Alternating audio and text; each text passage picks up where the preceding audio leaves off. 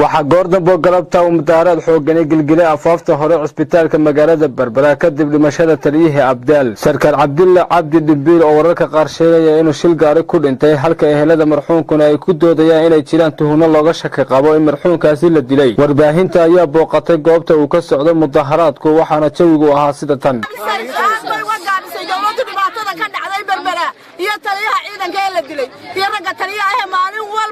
lagu soo bireeyay gariga dawladdu aad bay uga gaabisay waaray loog tahay oo way ka dambaysaa ninka idhaalaasa ninka meydka ee todoba cashalka ma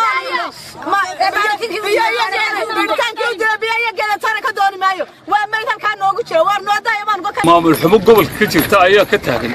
wuxuu taliyihii Abdaal annagu waxaan u tireynaa kabeel ahaan in lagu dilay mu'amaraad oo markii mu'amaraadkii lagu dilayna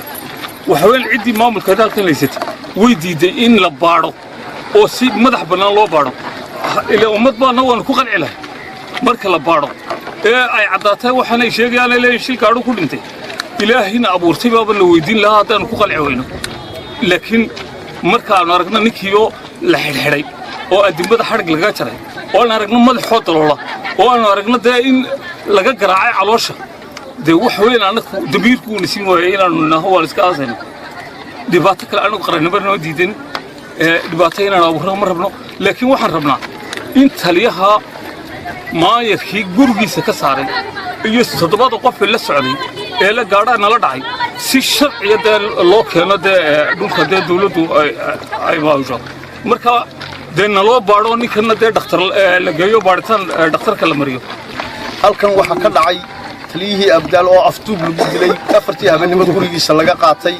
isagoo meydin la soo celiyay waxaana ay ku ballan qaadeen nimankaasi inay dilayaan ninka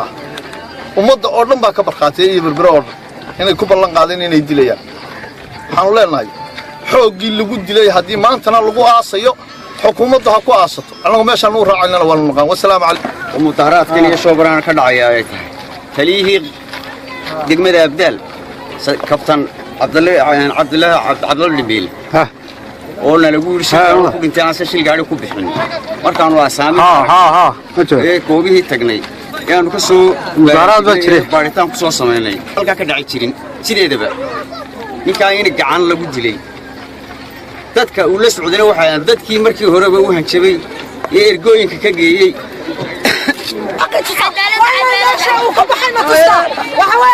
dawladdu waa inay cadaysan qaran buu ahaa italiyaabuha niman dawladda ka dhigtay weeye xuquuqdiisa ay siisaa ومسدح سلبا سدي تلفزيون كأريال بربرا